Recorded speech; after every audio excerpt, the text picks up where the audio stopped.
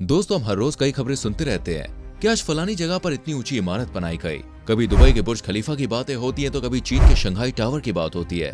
News में आए दिन इन ऊंची ऊंची इमारतों से जुड़ी तमाम खबरें आती रहती हैं। पर दोस्तों, आपने भी ये कभी ना कभी सोचा होगा कि इंडिया में इतने एडवांसमेंट के बाद भी कुछ गिने चुने ही स्काई स्क्रैपर्स क्यों है?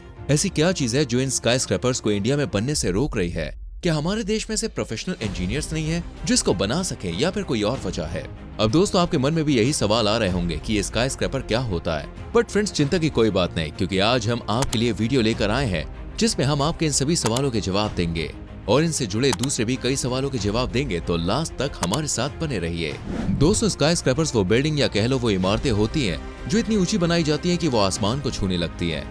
दोस्तों, इन स्काई स्क्रैपर्स यानी गगनचुंबी बिल्डिंग्स को बनाने का सिलसिला 1969 में बनाए गए काउंसिल ऑन टॉल बिल्डिंग और अर्बन हैबिटेट से हुआ था, जिसमें दुनिया भर से टॉप आर्किटेक्चर्स आए थे और स्काई स्क्रैपर्स बिल्डिंग को बनाने का प्लान बनाया गया था। दोस्तों, आज पूरी दुनिया में इतनी ऊंची ऊंची बिल्डिंग्स हैं जो आपके क्या किसी के भी होश उड़ा सकती हैं। वैसे क्या आप जानते हैं हमारे देश में ये ऊंची बिल्डिंग्स कम या गिनी चुनी ही क्यों हैं? वहीं अगर बात करें चाइना की, तो दोस्तों चाइना में इन स्काई स्क्रैपर्स की संख्या 3000 से भी ज्यादा है, जिनकी ऊंचाई 200 मीटर से भी ज्यादा बैठती है। और अगर बात करें अमेरिका की, तो दोस्तों अमेरिका में इनकी संख्या 859 के आसपास है। और अगर बात की जाए इंडिया से भी कम डेवलप देश इंडोनेशिया की, तो वहाँ भी लगभग 48 स्काई स्क्रैपर्स हैं। और ऐसे कई देश हैं जिनमें इन स्काई स्क्रैपर्स की भरमार है। अब सवाल यह आता है कि आखिर इंडिया में इनकी गिनती इतनी कम क्यों है? असल में दोस्तों, भारत के पास काबिल इंजीनियर्स भी हैं और अच्छी टेक्नोलॉजी भी है। और फ्रेंड्स, भारत इतना डेवलप्ड है कि अगर चाहे तो बुर्ज खलीफा से भी ऊंची इमारतें बना सकता है। पर हमारा भारत इन सभी खूबियों के बाद भी ये ऊंची बिल्डिंग्स नहीं बनाता है, और इसका सबसे बड़ा रीजन भारत के इतिहास में छुपा हुआ है। दरअसल 1960s में पुणे का लैंड एरिया 700 स्क्वायर किलोमीटर्स था।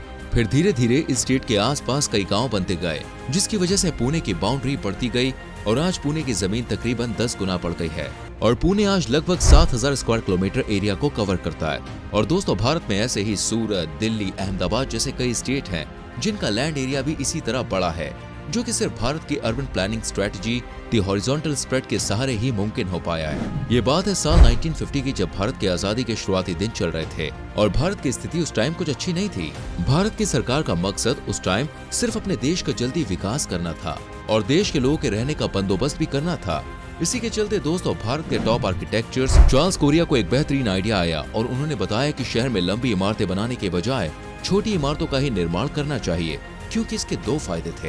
पहला फायदा ये था कि ये इमारत कम समय में और कम पैसे में आसानी से बन जाएगी, ताकि लोगों के रहने की दिक्कत जल्दी खत्म हो और गरीब लोग भी इसे आसानी से अफोर्ड कर लें।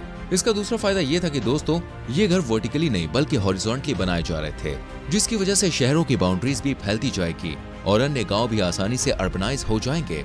पर दोस्तों, हम आपको बता दें, उस समय इंडिया एक सोशलिस्ट लीनिंग नेशन था, जिसके लिए ये हॉरिजॉन्टल स्प्रेड काफी जरूरी था। लेकिन दोस्तों, यहाँ पर बात हो रही है स्काई स्क्रैपर्स की, जो कि हार्डकोर कैपिटलिज्म की निशानी है और इस वजह से सरकार ने इनका ये फैसला तुरंत ही अप्रूव कर दिया। और ये थी इंडिया की उस समय की अर्बन डेवलपमेंट प्लानिंग। अब ये गलत है या सही, इसकी दोस्तों आज भी हमारे देश में बहस चलती रहती है और आज इंडिया में ये हॉरिजॉन्टल स्प्रेड इतना स्ट्रॉन्ग प्रिंसिपल बन गया है कि इंडिया के पॉलिटिशियन इसका मजबूती से पालन करते हैं। और यहाँ तक कि दिल्ली की कई सालों तक सीएम रहने वाली शीला दीक्षित ने तो ये भी कह दिया था कि जब तक मैं जिंदा हूँ दिल्ली में ऊंची इमारतें बनने नहीं दूंगी। लेकिन दोस्तों, शायद ये सुनकर आप हैरान हो जाएं कि अगर बात करें मुंबई की, तो आज की तारीख में भारत के अंदर 80% स्काई स्क्रैपर्स मुंबई में ही है, क्योंकि दोस्तों मुंबई में हॉरिजॉन्टल नहीं बल्कि वर्टिकल ग्रोथ चलती है। वैसे क्या आप जानते हैं इसका क्या कारण है? फ्रेंड्स, मुंबई का देखिए ज्यादातर हिस्सा पानी से जुड़ा हुआ है, जिसकी वजह से हॉरिजॉन्टल स्प्रेड का यहाँ तो कोई रीजन ही नहीं बनता। और आज इसी कारण के चलते मुंबई इंडिया की ऐसी सिटी बन गई है जहाँ ऊंची ऊंची इमारतें हैं। लेकिन अगर बात की जाए इंटरनेशनल सिटीज की, तो दोस्तों उनके कंपैरिजन में मुंबई आज भी काफी पीछे है। और क्या आप ये जानते हैं कि इसके पीछे होने का एक और दूसरा सबसे बड़ा कारण क्या है? दोस्तों, वो है FSI यानी कि फ्लोर स्पेस इंडेक्स, जो कि एक ऐसा फैक्टर है जिसकी वैल्यू सभी फ्लोर्स के टोटल एरिया को जोड़कर टोटल प्लॉट एरिया से डिवाइड करने पर मिलती है। या सिंपल लैंग्वेज में कहें तो अगर किसी शहर की FSI वैल्यू ज्यादा होगी तो उस शहर में बिल्डर्स ऊंची बिल्डिंग्स आसानी से बना सकते हैं। भारत में मैक्सिमम शहरों की FSI वैल्यू 1 से 4 के बीच है। वहीं मुंबई भारत का एकमात्र ऐसा शहर है जिसके कई इलाकों की दोस्तों FSI वैल्यू 4 से 5 के बीच आती है, जो कि भारत के किसी भी शहर की सबसे ज्यादा FSI वैल्यू है। जिसकी वजह से हमें ज्यादातर मुंबई में ही ऊंची ऊंची इमारतें या आप कह लीजिए कि स्काई स्क्रैपर्स देखने को मिल जाती है। और जानकारी के लिए आपको बता दूं कि मुंबई की FSI वैल्यू इसलिए ज्यादा है क्योंकि यहाँ का लैंड एरिया काफी कम है, जिसकी वजह से वहाँ पर कोई भी बिल्डिंग्स फैलाकर नहीं बनाई जा सकती। अब दोस्तों आपके मन में भी ये सवाल आ रहा होगा कि आखिर सरकार FSI वैल्यू बढ़ा क्यों नहीं देती।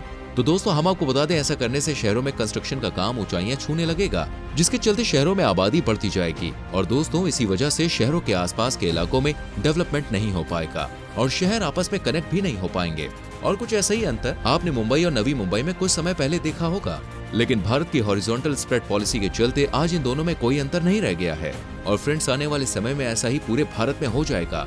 एक शहर दूसरे शहर से बहुत अच्छे से कनेक्ट हो जाएगा और शहरों के सभी आउटर इलाके बिल्कुल डेवलप होते चले जाएंगे, क्योंकि जब शहरों में सभी जगहों पर कब्जा हो जाएगा तो आगे के कंस्ट्रक्शन के लिए शहर के बाहर जाना पड़ेगा, जिसके चलते शहर का इलाका बढ़ते बढ़ते कस्बों तक पहुंच जाएगा। फिर उन कस्बों में लोग रहने लगेंगे और डेवलप होते जाएंगे।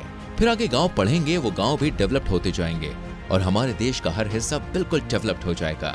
दोस्तों जानकारी के लिए मैं बताना चाहूंगा कि इंडिया में कुल 24 स्काईस्क्रैपर्स बिल्डिंग है।